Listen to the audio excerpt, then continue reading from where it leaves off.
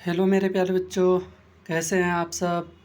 I hope आप सब ठीक होंगे, सही होंगे, मस्त होंगे। तो हमने कल के टॉपिक में आज मैं फिर से लेकर आया हूँ आप सबके लिए कक्षा 10 का science chapter 2 acid base and salts. ठीक बच्चों, तो कल के टॉपिक में हमने लास्ट टॉपिक यही देखा था कि अधात्विक ऑक्साइड की क्षार के साथ अपक्रिया।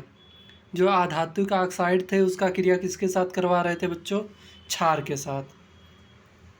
आज फिर से हम अम्ल और क्षार दोनों के साथ क्या करवाएंगे? धातु की क्रिया। तो कल का रिएक्शन क्या था बच्चों?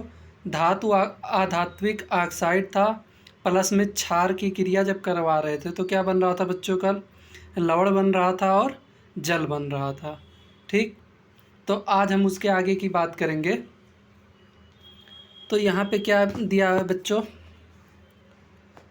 ये रिएक्शन मैं शॉर्ट वीडियो में भी करवा चुका हूँ, लेकिन लॉन्ग वीडियो है तो इसमें देखते रहना। तो सबसे पहले स्वागत है आप सबका हमारे YouTube channel BRB education point पर। तो अब हम बात करने वाले हैं बच्चों आधात्विक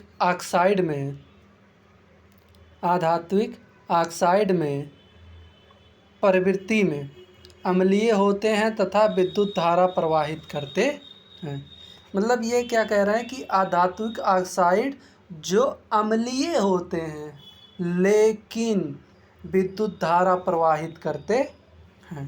ठीक बच्चों, तो सबसे पहले अम्ल की क्रिया किससे करवाएंगे? सबसे पहले क्या है बच्चों? अम्ल की क्रिया। अम्ल की क्रिया किससे करवा रहे हैं बच्चों? धातु कार्बोनेट से। किससे करवाएंगे? जब अम्ल की क्रिया धातु कार्बोनेट से करवाएंगे तो क्या बनता है बच्चों? लवण बनता है, कार्बन डाइऑक्साइड बनता है और जल बनता है। फिर से अम्ल की अपक्रिया आप किससे करवाएंगे बच्चों? धातु से करवाएंगे। किससे करवाएंगे? धातु से करवाएंगे। तो क्या बनेगा बच्चों? लवण बनेगा और हाइड्रोजन गैस मुक्त होगी। क्या बनेगा? लवण बनेगा और हाइड्रोजन गैस मुक्त होगी। अब अम्ल की क्रिया किससे करवाएंगे? धातु हाइड्रोजन कार्बोनेट से। धातु हाइड्रोजन कार्बोनेट बोलो या इसी को बोलते हैं बाइकार्बोनेट। क्या बोलते हैं बच्चों? बाइकार्बोनेट। तब भी क्या बनेगा हमारा? लवण बनेगा, कार्बन डाइऑक्साइड बनेगा और हाइड्रोजन गैस मुक्त होगी। फिर अम्ल की अपक्रिया फिर से किससे करवाएंगे? धातु ऑक्साइड से करवाएंगे। किससे करवाएंगे? धातु ऑक्साइड से। तब क्या बनेगा बच्चों? लवण बनेगा और जल बनेगा। ठीक प्यारे बच्चों, फिर अम्ल की अपक्रिया किससे करवाएंगे? क्षार के साथ करवाएंगे। किससे के साथ? क्षार के। तब क्या बनेगा हमारा? लवण बनेगा और जल बनेगा। ठीक बच्चों, अब फिर से आते हैं आप क्षार की अपक्रिया। इतनी बात समझ में आई? ठीक बच्चों, अब क्षार की अपक्रिया। क्षार की अपक्रिया किससे के साथ करवाएंगे? सेम जिसके साथ अम्ल की अपक्रिया करवाए हैं उसके साथ क्या करो? क्षार की अपक्रिया करवा दो। तो क्षार की अपक्रिया किसके साथ करवाओगे? धातु के। क्या बनेगा? लवण बनेगा और हाइड्रोजन गैस मुक्त होगी। क्षार की अपक्रिया किसके साथ करवाओ? धातु कार्बोनेट से। किसके साथ? धातु कार्बोनेट। कार्बोनेट का फार्मूला क्या होता है बच्चों? CO3। क्या होता है? CO3। तो ये जब धातु कार्बोनेट के साथ अपक्रिया करवाओगे तो क्या बनेगा? कोई अपक्रिया नहीं करता। क्षार धातु कार्बोनेट के साथ कोई अपक्रिया नहीं करता। उसी प्रकार धातु हाइड्रोजन कार्बोनेट या बाइकार्बोनेट, इसी का दूसरा नाम बाइकार्बोनेट है बच्चों। तो जो क्षार है वो क्या? क्षार की अपक्रिया अगर धातु बाइकार्बोनेट या हाइड्रोजन कार्बोनेट के साथ करवाएंगे तो कोई अपक्रिया नहीं करता। क्या होता है? कोई अपक्रिया नहीं करता। फिर क्षार की अपक्रिया किसके साथ करवा दे बच्चों? अम्ल के साथ। किसके साथ? अम्ल के साथ। तब भी क्या बनेगा? लवण बनेगा और हमारा जल बनेगा। ठीक बच्चों, आगे क्षार की अभिक्रिया अधातु ऑक्साइड से करवाएंगे। क्या करवाएंगे? अधातु ऑक्साइड से। तब क्या बनेगा? हमारा लवण बनेगा और हाइड्रोजन गैस मुक्त होगी। ये एक बात ये भी ध्यान रखना, क्षार की अभिक्रिया चाहे धातु के साथ करवाएंगे या अधातु के साथ करवाएंगे, हमें क्या प्राप्त होगा? लवण प्राप्त होगा और हाइड्रोजन गैस मुक्त होगी। क्षार की अभिक्रिया चाहे धातु के साथ या अधातु के साथ क्या प्राप्त होगा? लवण प्राप्त होगा और हाइड्रोजन गैस मुक्त होगी। ठीक बच्चों, आगे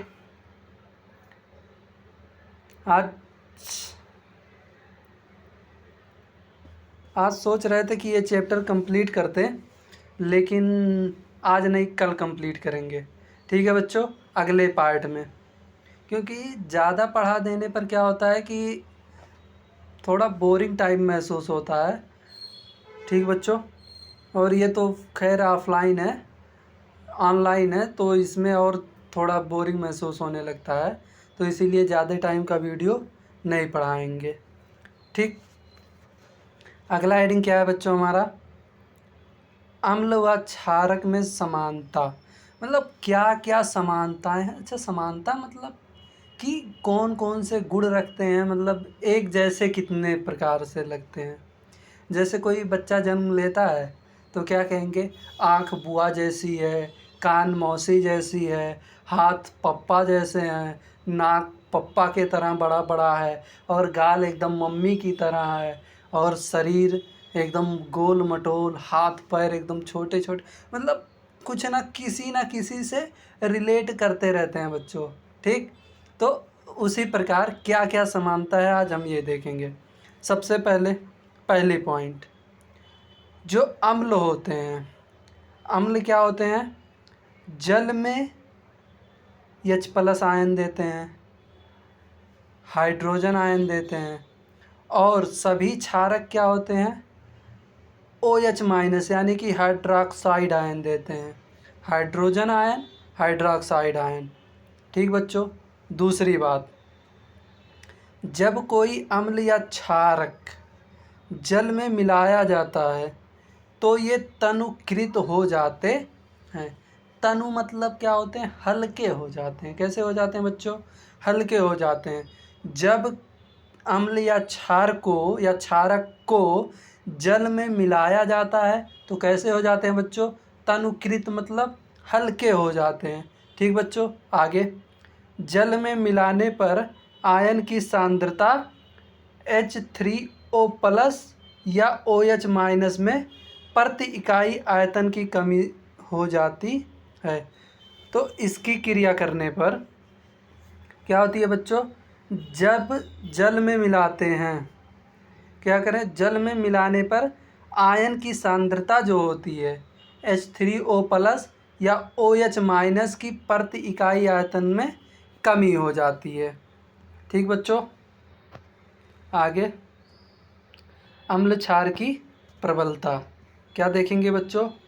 अम्ल क्षार की प्रबलता कितने प्रबल हैं। ठीक बच्चों, तो सबसे पहले किसी क्षार या अम्ल की प्रबलता जो होती है, किसी क्षार या अम्ल की प्रबलता क्या होती है? H+ आयन या OH- आयन, हाइड्रोजन आयन या हाइड्रोक्साइड आयन की संख्या पर निर्भर करती है। जितने H+ आयन उतने प्रबल, जितने OH- आयन उतने प्रबल।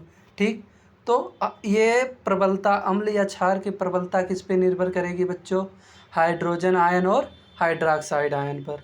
ठीक, सबसे पहले किसी अम्ल या क्षारक की प्रबलता हम सार्वभौमिक सूचक द्वारा करते, किसके द्वारा करते हैं बच्चों? किसके द्वारा नापते हैं कि कितना प्रबल है?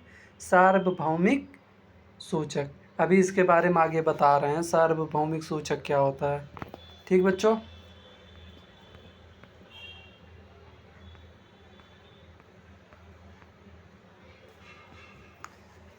तो देखो, यूनिवर्सल इंडिकेटर क्या होता है बच्चों? सार्वभौमिक सूचक। सार्वभौमिक सूचक मतलब क्या होता है? Universal indicator. ठीक, जो हर तरह से मान्य हो, यूनिवर्सल मतलब एक ही माना जा रहा हो, ठीक, सभी लोग मानते हो। तो सबसे पहले क्या, इसका डिफिनीशन देखते हैं। अनेक सूचकों का मिश्रण होता है। सार्वभौमिक सूचक क्या होता है, अनेक सूचक के द्वारा मिला के एक सूचक बनाया गया। ठीक, यह सूचक किसी विलयन में हाइड्रोजन आयन की विभिन्न सांद्रता को हाइड्रोजन आयन की विभिन्न सांद्रता को भिन्न भिन्न रंगों में प्रदर्शित करती है।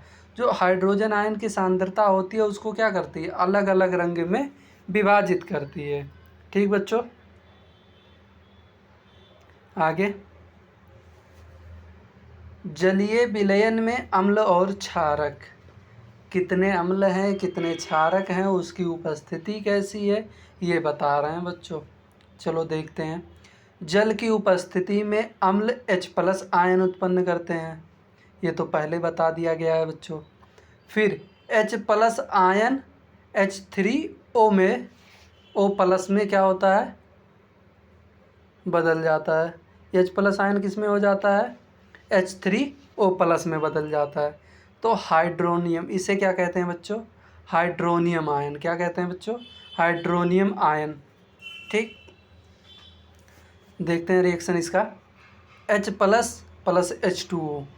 ठीक, तो ये क्या किस में परिवर्तित हो जाएगा, H3O+ में। HCl है, H2O के साथ क्रिया कराएंगे तो HCl जो है हमारा, HCl, तो H किस में टूटता है बच्चों,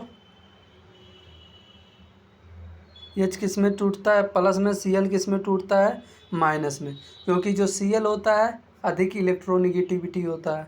ठीक बच्चों, तो H+ फिर किससे, जल के साथ क्रिया करके क्या बनाएगा, H3O+, और Cl क्या हो जाएगा, माइनस। ठीक बच्चों, आगे,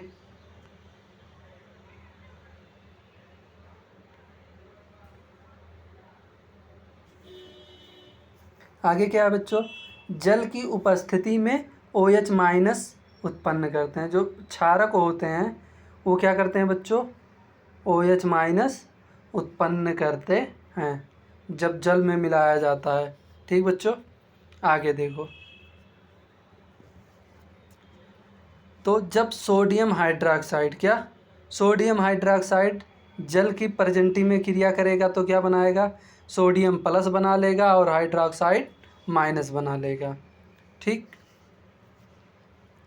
अब मैग्नीशियम हाइड्रोक्साइड, मैग्नीशियम हाइड्रोक्साइड के साथ क्रिया करेगा तो क्या बनाएगा, जब जल के रिप्रेजेंटी में, जल के प्रजेंटी में, तो Mg+2O बना लेगा और 2OH- 2 हाइड्रोक्साइड आयन बना लेगा।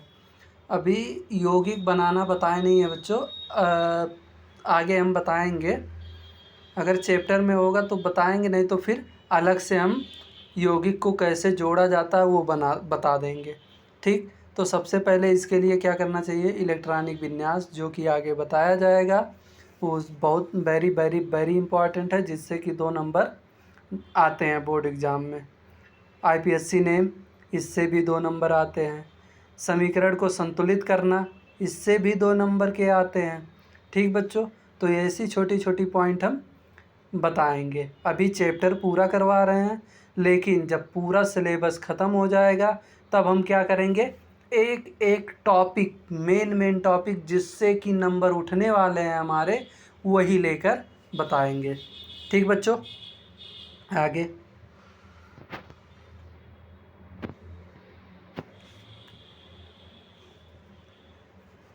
सभी क्षारक जल में घुलनशील नहीं होते हैं।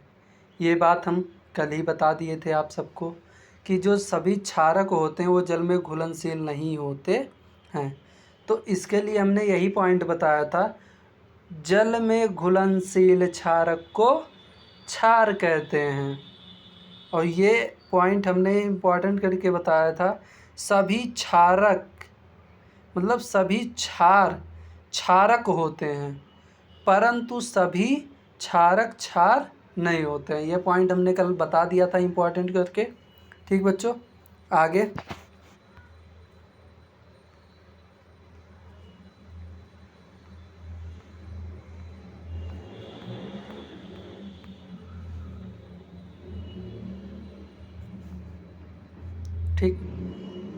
क्या था पॉइंट?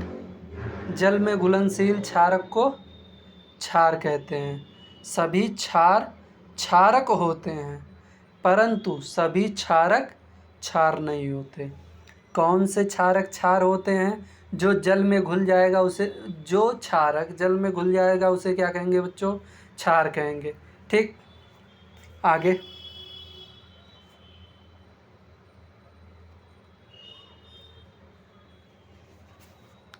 जल के साथ अम्ल या क्षारक को मिलाते समय सावधानी बरतनी चाहिए। क्या करनी चाहिए?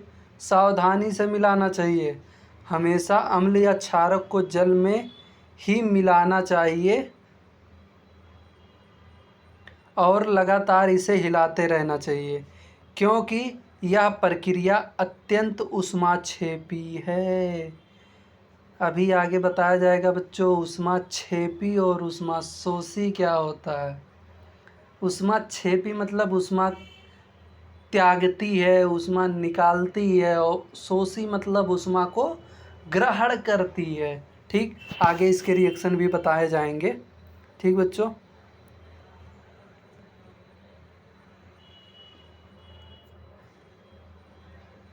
ये देखो डायग्राम, जल है, जल को अम्ल में नहीं मिलाना चाहिए, बल्कि अम्ल को क्या करना चाहिए? जल में मिलाना चाहिए। ठीक, ये हमेशा ध्यान रखना। आगे हमारा पॉइंट क्या है? ठीक, सांद्र अम्ल में जल मिलाने पर उत्पन्न हुई ऊष्मा के कारण मिश्रण असफलित होकर बाहर आ सकता है।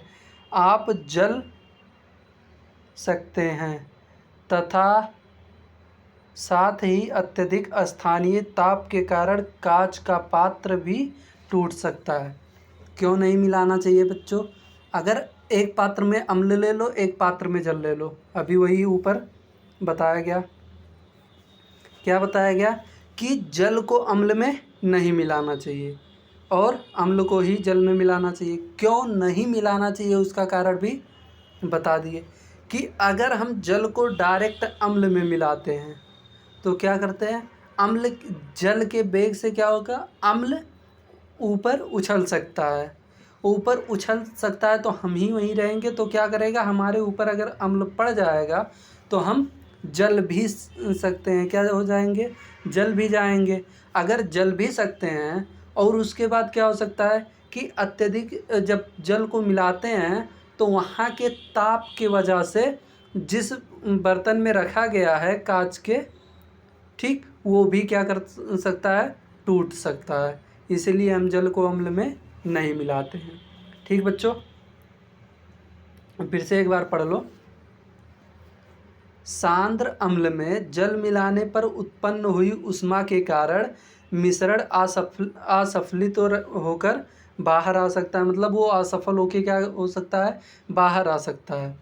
आप जल भी सकते हैं, मतलब हम सब जब बाहर आ जाएगा तो हम जल भी सकते हैं, तथा अत्यधिक स्थानीय ताप के कारण क्या हो सकता है? पात्र भी टूट सकता है। ठीक है बच्चों, चलो आगे। अब जल को अम्ल में डालने से फिर वही बात लिखी है बच्चों, मिश्रण असफलित होकर बाहर आ सकता है, स्थानीय ताप के कारण पात्र टूट सकता है, इसीलिए हमें जल को अम्ल में नहीं मिलाना है। ठीक बच्चों, आगे हमारा क्या आ गया? PH scale. अगला हेडिंग क्या है बच्चों? PH scale. चलिए इसके बारे में भी देखते हैं।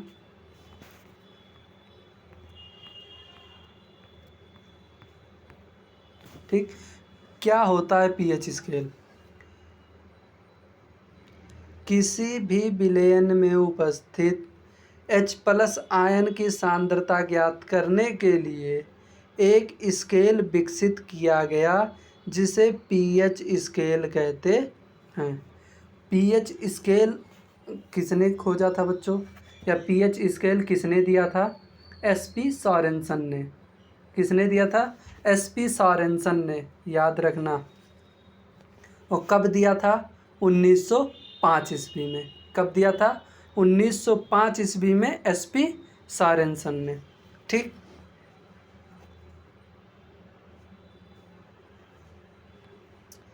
तो पीएच में क्या, जो पी शब्द है वो क्या है? पुषांश। क्या है बच्चों? पुषांश, जो एक जर्मन शब्द है। क्या है? जर्मन शब्द है, जिसका अर्थ क्या है? शक्ति। क्या होता है बच्चों? शक्ति।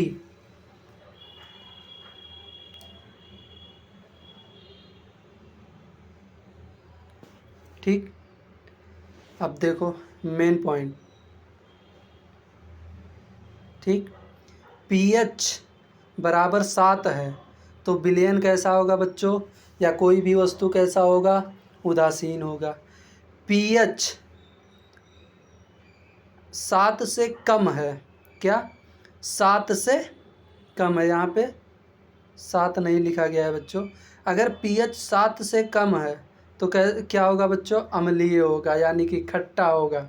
अगर पीएच 7 से अधिक है तो क्षारीय होगा, यानी कि कड़वाहट होगा। ठीक बच्चों, आगे अभी पीएच स्केल भी दिखाया जाएगा। पीएच स्केल 0 से लेके 14 तक की पीएच ज्ञात करने के लिए उपयोग में लाया जाता है। जो पीएच स्केल होता है उसमें कहाँ तक की गिनती होती है? 0 से लेकर 14 तक गिनती होती है। ठीक बच्चों, ये देखो डायग्राम। डायग्राम में क्या है बच्चों? दुर्बल अम्ल और प्रबल अम्ल। प्रबल अम्ल जितना 0 के करीब होगा,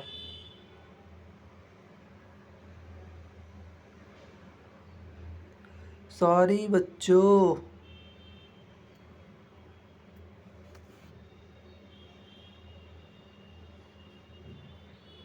यहाँ पे थोड़ा बाय मिस्टेक हो गया है। ठीक,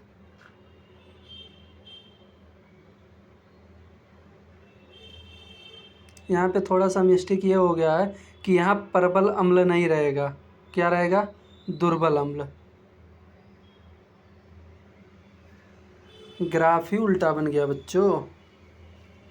ठीक, यहाँ क्या रहेगा? दुर्बल अम्ल। यहाँ क्या रहेगा? प्रबल अम्ल।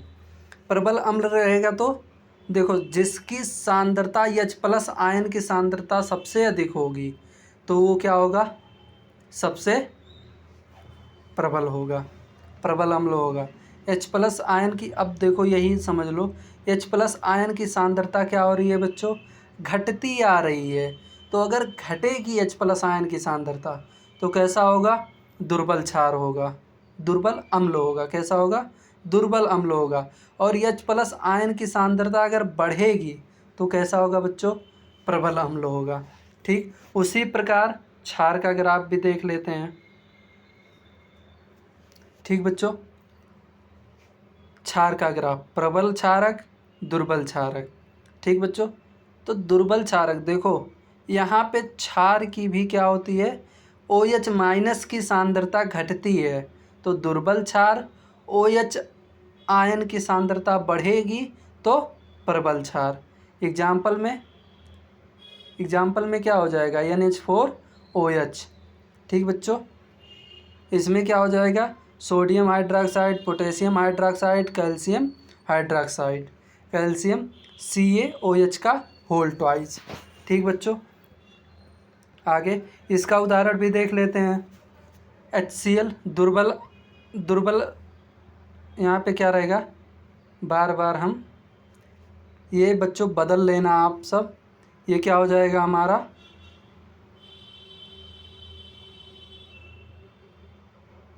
दुर्बल अम्ल। ये क्या हो जाएगा? प्रबल अम्ल। ठीक बच्चों, प्रबल अम्ल में क्या क्या उदाहरण? HCl, H2SO4, HNO3। ठीक, इसमें CH3, COOH, H2CO3। ठीक बच्चों, आगे ये देखो,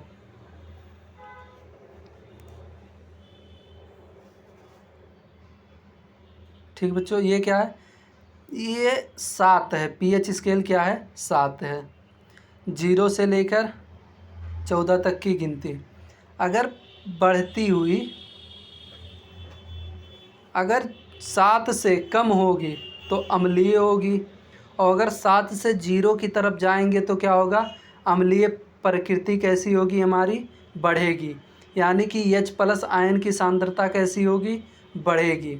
अगर 7 से 14 की तरफ जाएंगे तब क्या होगा, क्षारक की प्रकृति कैसी होगी, बढ़ेगी। यहाँ पर भी थोड़ा मिस्टेक हो गया है, नहीं मिस्टेक नहीं, सही लिखा है। क्या लिखा है, H+ आयन की सांद्रता में कमी। H+ आयन की सांद्रता में कमी यानी कि OH- आयन की सांद्रता में वृद्धि। इधर क्या हो जाएगा, OH आयन की सांद्रता में कमी। ठीक बच्चों, आगे अब अगला हेडिंग क्या है बच्चों हमारा, दैनिक जीवन में पीएच का महत्व, यानी कि पीएच स्केल का महत्व, कैसे महत्व है इसका, ये देखेंगे। ठीक बच्चों, सबसे पहले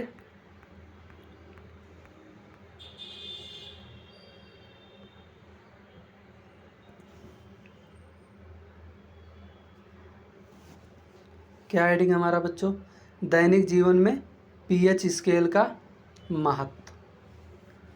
तो पौधे एवं पशु में पीएच के प्रति संवेदनशील होते हैं। जो पौधे और पशु होते हैं वो क्या होते हैं बच्चों, पीएच के प्रति संवेदनशील होते हैं, यानी कि उन्हें पता चलता है। तो सबसे पहले हमारा शरीर 7 से 7.8 पीएच प्रास, यानी कि रेंज, प्रास मतलब क्या होता है बच्चों, रेंज के बीच कार्य करता है। जो हमारा शरीर है वो किसके बीच काम करता है, 7, यानी कि पीएच मान से 7 से लेकर 7.8 पीएच प्रास रेंज तक क्या करता है, कार्य करता है। वर्षा के जल का पीएच मान 5.6 से भी कम होता है, यानी कि कैसा होता है बच्चों, अम्लीय होता है, क्योंकि 7 से कम है तो अम्लीय, 7 से अधिक है तो क्षारीय, अगर 7 है तो उदासीन। तो 5.6 से भी कम हो जाती है मतलब अम्लीय, उसे क्या कहते हैं बच्चों, अम्लीय वर्षा कहलाती है। कौन सी वर्षा, अम्लीय वर्षा। ठीक, आगे मिट्टी का पीएच, मिट्टी का पीएच अच्छी उपज के लिए पौधों को एक विशिष्ट पीएच प्रास यानी कि रेंज की आवश्यकता होती है। यदि किसी स्थान की मिट्टी का पीएच कम या अधिक हो तो किसान उसमें आवश्यकता अनुसार अम्लीय या क्षारीय पदार्थ मिलाते हैं। अगर हमें सही उपज चाहिए, पौधों के अच्छी उपज यानी कि हमारे अनाज की अब अच्छी उपज चाहिए तो पीएच कैसा होना चाहिए बच्चों, एकदम मेंटेन होना चाहिए, एक ही प्रकार का होना चाहिए। अगर किसी मिट्टी का क्या होता है, पीएच कम या ज़्यादा होता तो क्या करते हैं किसान लोग, खाद बोते हैं, देसी खाद छिड़कते हैं या फिर और अन्य प्रकार की दवाई या ताकत की दवाई डालते हैं खेतों में। ठीक, तो उससे क्या होती है, हमारा पीएच मेंटेन हो जाता है तो फसल हमारी अच्छी होने लगती है। ठीक बच्चों, आगे अब हमारे पाचन में पीएच का क्या महत्व है, हमारे पाचन में पीएच का क्या महत्व बच्चों। तो सबसे पहले हमारा उदर यानी कि स्टोमक यानी कि पेट, हाइड्रोक्लोरिक अम्ल HCl उत्पन्न करता है। क्या करता है बच्चों, HCl हाइड्रोक्लोरिक अम्ल उत्पन्न करता है, जो क्या करता है, भोजन के पाचन में सहायक होता है। ठीक, अपच की स्थिति में उदर अत्यधिक मात्रा में अम्ल उत्पन्न करता है, जिसके कारण उदर में दर्द व जलन का अनुभव होने लगता है। तो क्या कह रहे हैं, अगर अपच, भोजन जो हाइड्रोक्लोरिक क्या करता है, हमारा भोजन को पचाता है। ठीक, और अपच, अपच मतलब क्या होता है, जो भोजन ना पचे तो वो अगर अधिक मात्रा में हमारे पेट में हो जाएगा तो क्या होगा, पेट में दर्द व जलन अनुभव होगा। मतलब ऐसा लगेगा कि पेट दर्द हो रहा है। कभी कभी क्या होता है बच्चों कि हमारा मनपसंद चीज़ आ जाए, हमारे आगे हमारा मनपसंद चीज़ आ जाए, जैसे रसगुल्ला आ गया तो कोई बोल दे जाओ जितना खा पाओ खा लो, तो क्या करते हैं हम सब, क्या करते हैं, जल्दी जल्दी ढेर सारा खा लेते हैं। तो बाद में क्या होता है, पेट में दर्द होने लगता है, या पाचित नहीं होता तो क्या होता है, दर्द होने लगता है, या कहते हैं भैया बहुत गैस बना लिया हमारे पेट में। तो ये क्या होता है, जलन अनुभव करवाता है, यानी कि अंदर से हमें कुछ ना कुछ तकलीफ महसूस होती है। ठीक बच्चों, अब इस दर्द से मुक्त होने के लिए, इस दर्द से मुक्त होने के लिए एंटी एसिड मतलब जैसे कुछ दवाई इनो हो गया, गैस्टिकाफिज हो गया, या और कोई गैस की दवा या दर्द की दवा, क्षारक का उपयोग किया जाता है जो अम्ल की अधिक मात्रा को उदासीन करता है। क्या करता है, उदासीन करता है। जैसे मिल्क ऑफ मैग्नीशिया, क्या हो जाएगा, मिल्क ऑफ मैग्नीशिया। अगला हेडिंग क्या है बच्चों, पीएच स्केल में परिवर्तन के कारण दंत क्षय। जो पीएच अच्छा क्या होता है, कभी कभी किसी किसी लोगों का दांत बहुत जल्दी टूटने लगता है या सड़ने लगता है, ख़राब होने लगता है। किसके कारण होता है बच्चों, पीएच के कारण। ठीक, चलिए आगे देखते हैं।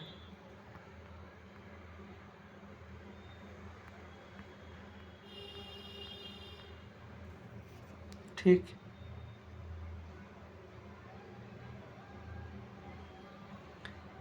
पीएच के कारण दंत क्षय। मुंह का पीएच मान कितना होता है बच्चों, 5.5 से कम होता है, यानी कि अम्लीय होता है। नहीं, 5.5 से, सॉरी, मुंह के पीएच का मान 5.5 से कम होने पर दांतों का क्षय प्रारंभ हो जाता है। ठीक, अगर मुंह के पीएच का मान अगर 5.5 से कम होगा तो दांत क्या हो जाएगा बच्चों, हमारा क्षय होने लग जाएगा। दांत खराब होने लगेंगे, दांत गिरने लगेंगे। तो इसीलिए अधिक खट्टे चीज़ भी नहीं खाना है। हाँ? क्या होता है, कभी कभी ये देखते हैं कि अगर हम कोई खट्टा चीज़ खा लेते हैं तो हमारे दांतों में झंझनाहट महसूस होने लगती है, या ऐसा झंझनाहट होने लगती है, या कभी कभी ठंडा पानी पी ले तो ऐसे लगता है कि दांत मेरा गिर जाएगा। ठीक बच्चों, फिर दांतों का इनेमल मतलब दंतवलक मतलब क्या होता है बच्चों, दांतों की सफाई, या जो कुछ हम करते हैं, कोलगेट ले लो, या इनेमी मतलब क्या होता है, ठीक, शत्रु का जो प्रकोप है, प्रकोप ऐसे कह सकते हैं ना, शत्रु का जो प्रकोप है, दंतवलक दंत को नाश करने वाला कैल्शियम फास्फेट से बना होता है, जो कि शरीर की सबसे कठोर पदार्थ होता है, जो दंत को उससे बचाता है। जो इनेमल होता है, यानी कि जिसे हम क्या कहते हैं, दाढ़ी या ऊपर वाला हिस्सा, जबड़ा, जिसे क्या कहते हैं, जबड़ा, वो किससे बना होता है बच्चों, कैल्शियम फास्फेट से बना होता है। किससे बना होता है, कैल्शियम फास्फेट से बना होता है, जो शरीर का सबसे कठोर भाग होता है। क्या होता है, ये दाढ़ी और जबड़ा क्या होता है, सबसे कठोर भाग होता है शरीर का। यह जल में नहीं घुलता, लेकिन मुंह का पीएच मान 5.5 से कम होने पर संक्षारित हो जाता है। जो कैल्शियम फास्फेट होता है वो जल में घुलता नहीं है, लेकिन अगर उसका पीएच मान 5.5 से कम हो जाएगा तो क्या होगा बच्चों,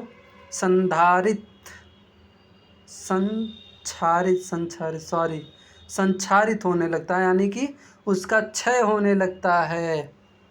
क्षारकीय दांत मंजन का उपयोग करने से अम्ल की आधिक्य मात्रा को उदासीन किया जा सकता है। हमें किस प्रकार का मंजन करना चाहिए बच्चों? क्षारकीय मंजन, यानी कि जो हल्के कड़वे हों, ठीक, जिससे क्या होती है, अम्ल की आधिक्य मात्रा कम की जा सकती है।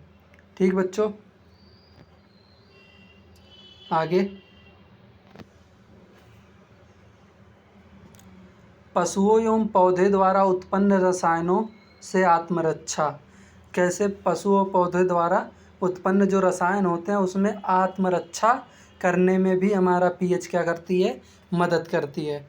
जैसे मधुमक्खी का डंक एक अम्ल छोड़ता है जिसके कारण दर्द एवं जलन का अनुभव होता है।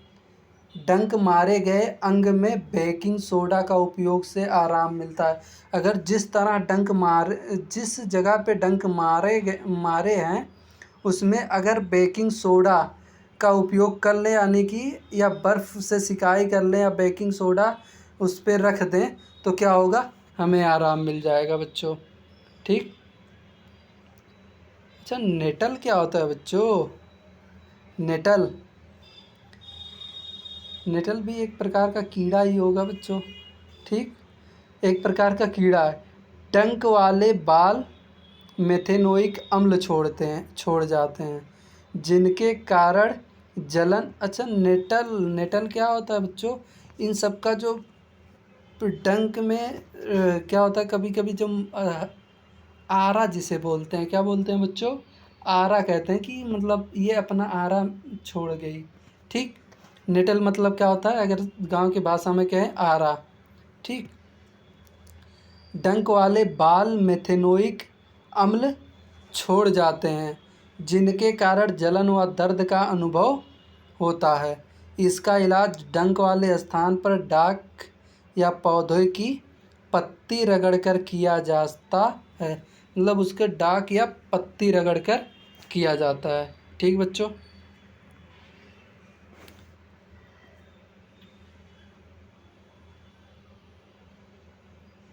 अब क्या देखेंगे हम?